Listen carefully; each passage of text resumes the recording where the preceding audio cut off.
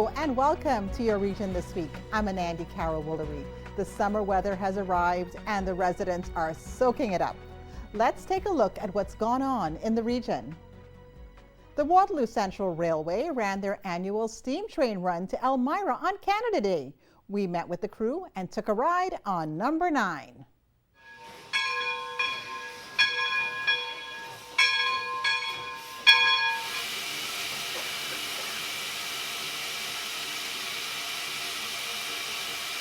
Yeah, what Waterloo Central Railway is doing today is we're running our Canada Day steam run.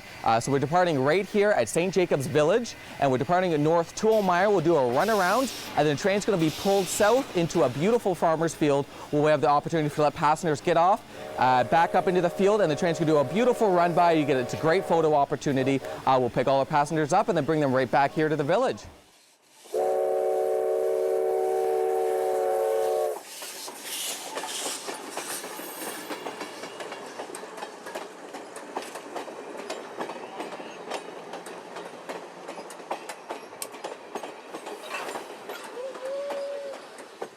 The railways are a huge part of Canadian history, and as Southern Ontario Locomotive Restoration Society, we're always looking to teach more people about the history of the railway here and what it takes back from the 1950s. The whole time that you're using steam, of course, you're using up water, and there has to be a way of getting the water back into the boiler. And the steam enters here at boiler pressure, exhausts at 0, but it goes from basically stationary to Mach 2, which is why it needs that special nozzle like the back of a jet engine. So it heats it up because you're going to transfer all that heat energy from the steam. So it heats it up and it overcomes the boiler pressure and rams the water into the boiler. Because at 180 psi you can't just open up the boiler and dump water in it. And this is what this piece does. You turn it on.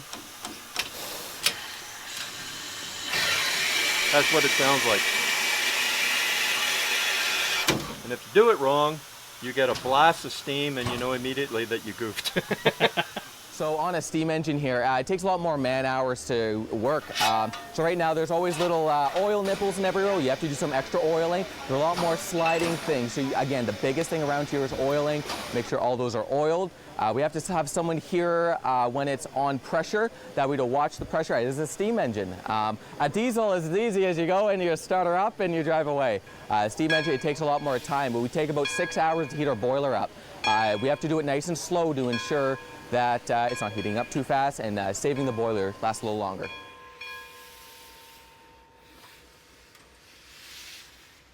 We started here at about 10 years ago. We actually went all the way down to downtown Waterloo at Father David Bauer Drive at the old station that was down there. Now, in working with the LRT, we did get pushed up to Northfield Drive, so we connect with the ION on Northfield Drive, providing passengers on those Tuesdays, Thursdays, and Saturdays service from Northfield all the way up to Elmira and then back again. So we're really connecting these towns together and getting people moving between them. Here at Waterloo Central, we are a non-for-profit, mostly run by volunteers. We're always looking for more volunteers to come on out and help, come learn to drive the train. We're always looking for more help with that. And we do operate all year round. We run Polar Express in the wintertime and our great train robberies in the summertime. So there's always lots to do around here all year round. Kidsability held their annual superhero run in Guelph, and the crew from #GuelphLife captured the moments. 3, 2, 1, and go!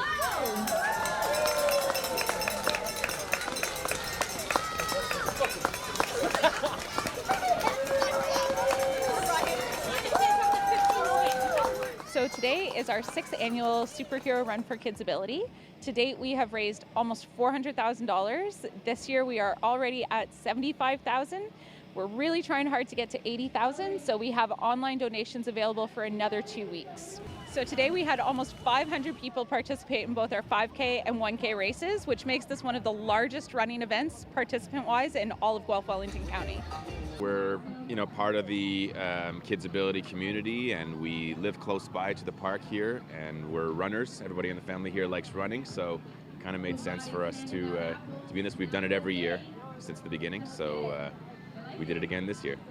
Absolutely. So speech therapy, physical therapy, occupational therapy. Kidsability has been with us since he was 6 months old. They've been our partner in the journey. It's fantastic. It's fabulous. It's every year I get teary-eyed at some point, and this year was no exception. So, Chase, did you enjoy the run? Yeah. We thought it was a really good opportunity for us to teach our boys about physical fitness and to enjoy doing fun things together as a family. So tell me about your run. Was it hard? It was hard, and my legs were killing me, and Yeah. that's it. My feet really hurt. Your feet really hurt. Yeah. This is your first 5K. My feet really hurt also. One of the things we did do is we coached the boys before we started about finding a slow pace that we felt we could keep doing throughout the whole race. Our entire committee this year was run by volunteers such as myself, and this operation just wouldn't run without the help of the community. They can always find any information about this event, any other fundraising opportunities, and about the work that Kidsability does at kidsability.ca. Your Region This Week will be back right after this.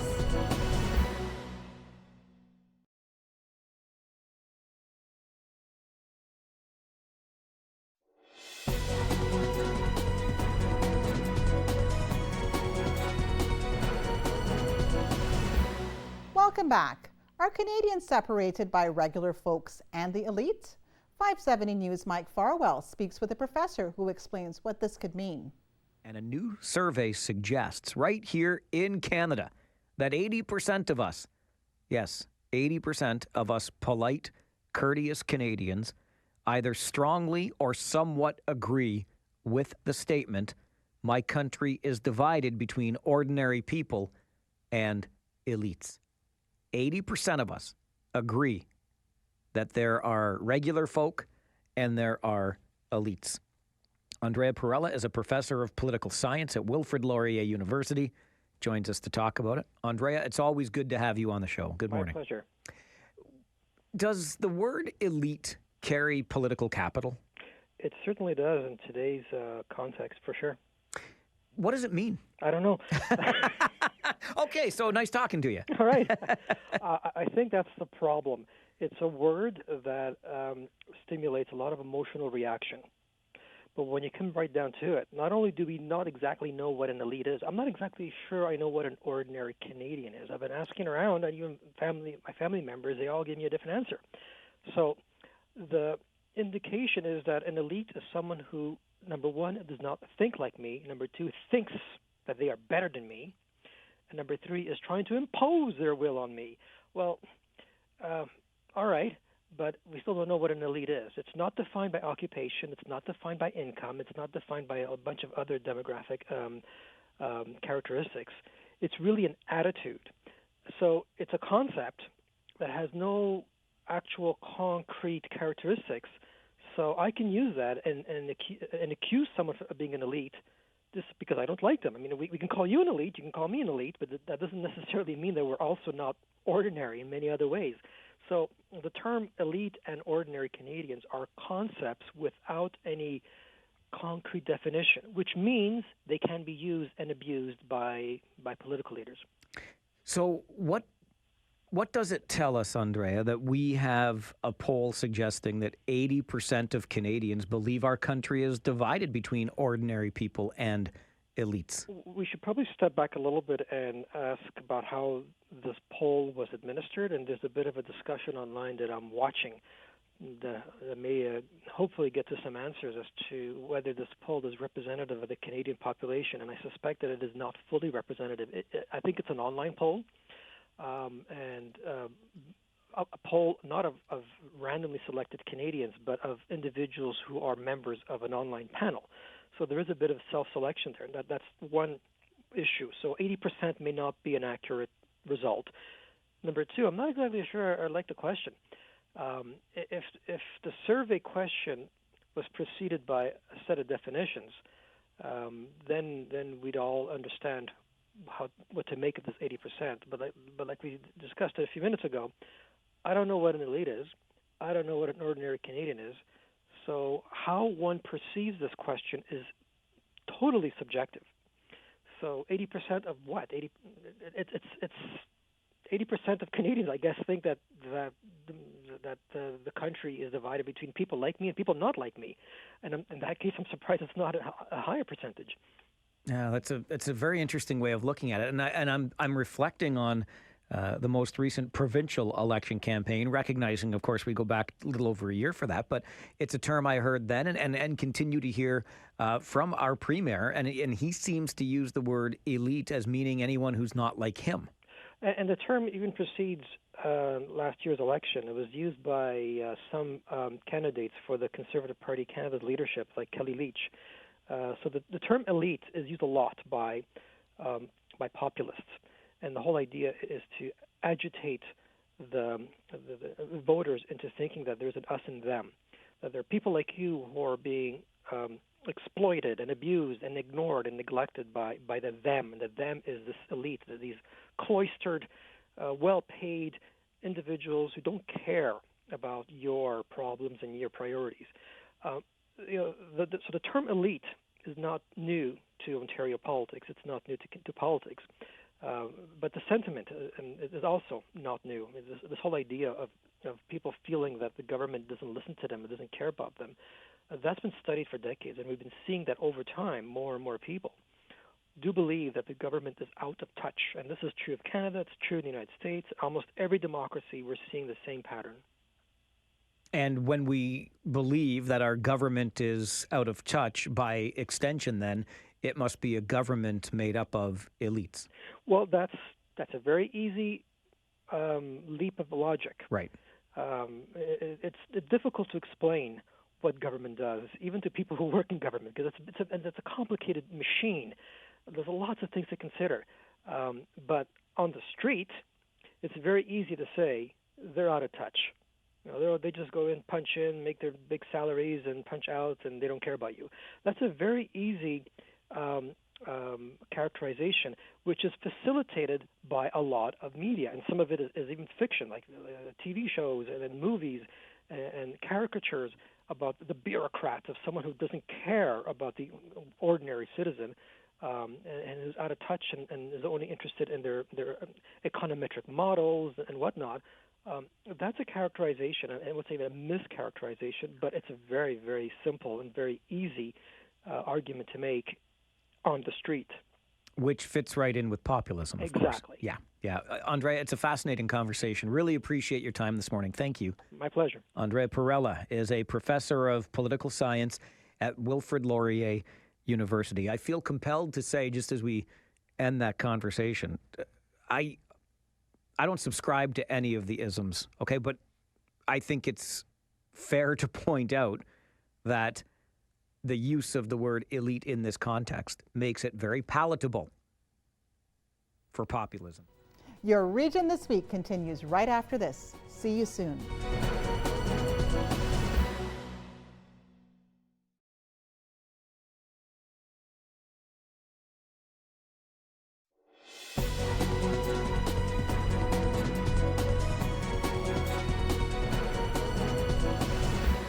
Welcome back. 519 Sports Online covers the Cambridge Lions game against the Mississauga Warriors. Let's see who comes out on top. Elijah Paulson and the Cambridge Lions with a chance to punch a ticket into the OPFL playoffs on Saturday night. And before the game, the Lions recognizing their graduating seniors, many of whom will continue their careers at the next level. 17 players graduating from the Lions program this year. To the game, Cambridge facing the Mississauga Warriors. First quarter, it's the Warriors striking first. Quarterback DeAndre Brooks rolling right. He fires deep. Amon Ojla with the catch for a touchdown. That's a 23-yard passing play. The extra point is no good, so it's 6-0 Mississauga. Back come the Lions. Michael Warner hands it off to Adrian Popalik Henry, and it's a big run. Popalik Henry takes it down to the 2-yard line. The Lions on the doorstep, and it's Elijah Paulson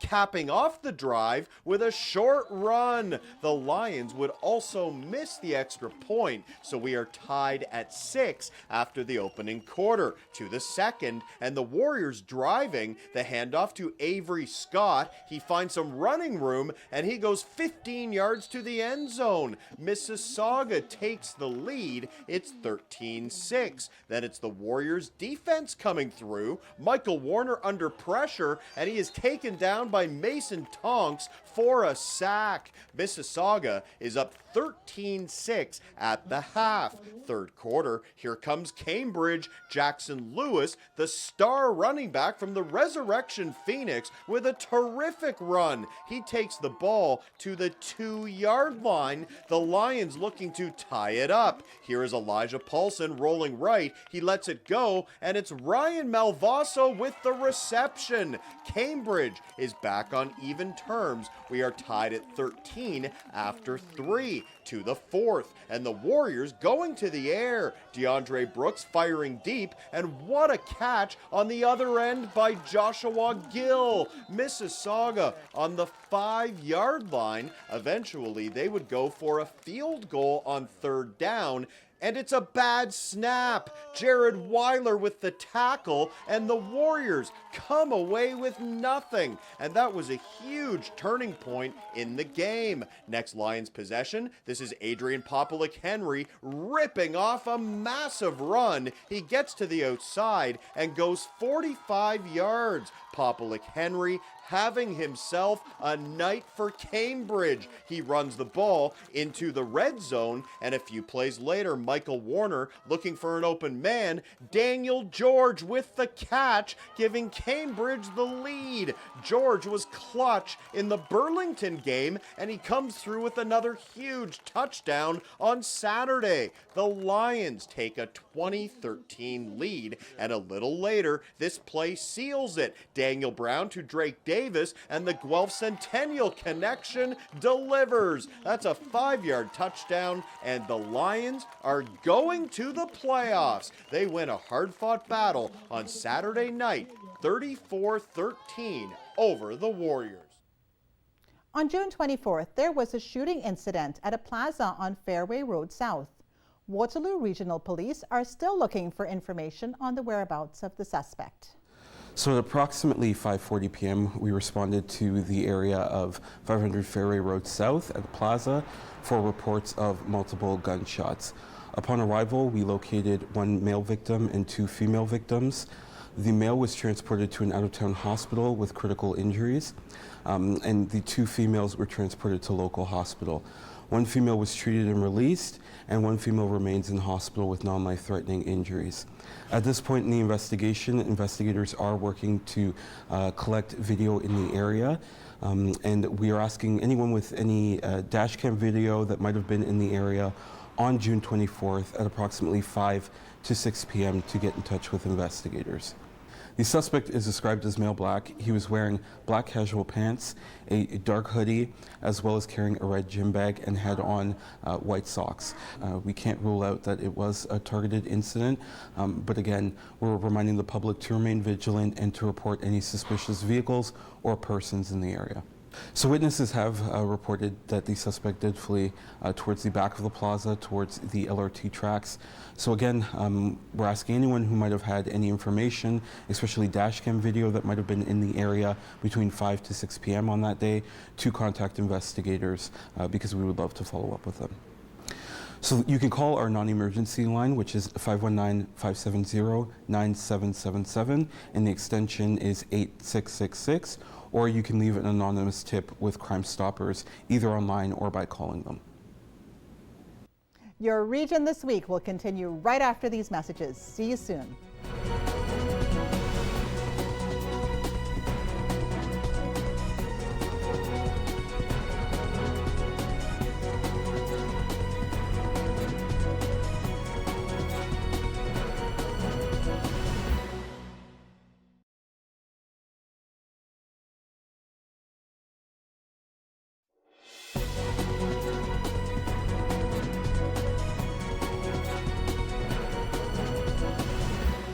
Welcome back. Idea Exchange at the Old Post Office in Guelph is celebrating their 1-year anniversary. We spoke with the CEO about the milestone. Idea Exchange is the Cambridge Public Library, and we changed the name a couple of years ago because we realized that libraries were changing. Libraries have a wonderful, warm and fuzzy feeling in people's hearts, but sometimes that's nostalgic. It's the place that they went 20 years ago and they went to a story time. Really, libraries are incredibly relevant today. They're about new and emerging technologies, hands-on learning, STEM learning, and we wanted to represent that with our name. It's not about the format of the book, it's actually about the idea. When we opened a year ago, the parking lot across the street was shut down and we had a huge street party. And the Cambridge Arts Festival is now going to have a street party again about 1 year later. And there's going to be lots of things for kids to do, learning and discovery in the kids zone. We're going to have some STEM learning there. Lots of the local businesses will have learning centers as well. It'll be capped off by a musical performance at 9 p.m. by the Purple Tones. So there'll be music, there will be learning, lots of food vendors out there. It's just going to be one great party in the parking lot. So, talk about a river view. This is the best view, I think, in Cambridge. It's amazing. And you will see that the architect planned a green roof. The green roof is beautiful right now. It's in full bloom. And this is part of the sustainable design of the building. It is a LEED Gold project. And with the green roof, this helps with runoff and hardscaping so that we've got a great place when it rains to take in some of that rainwater that's coming down. And beside the green roof, you can see there is a long line of skylights, and the skylights bring daylight down to the lower levels so that we're daylight harvesting and then we're saving on electricity. There are many design elements to make this a sustainable building, and these are two great examples. But the view is fantastic. People come out onto this beautiful terrace, this lovely public space. They can go to Monograms, pick up their lunch, sit out here, and enjoy this beautiful view of the dam, the Main Street Bridge, and then to the south, the beautiful bridge of the pedestrian bridge. It's absolutely stunning. Well, I just hope that people want to come in and get excited and check out the Old Post Office. It is an award-winning building. It's a beautiful jewel. But I think there's a lot happening here that people aren't aware of. And maybe they want to try something new. They want to play on the light bright wall. They want to check out a robot. They want to see what a laser cutter is and how it works. We've got lots of staff that are eager to help them and learn something new today, discover something new at the Old Post Office. That's it for another episode of Your Region This Week. For more information on the show, or if you have any stories you would like to share, visit our website, rogerstv.com, and fill out the proposal form on the bottom. Thanks for watching, and we'll see you next week.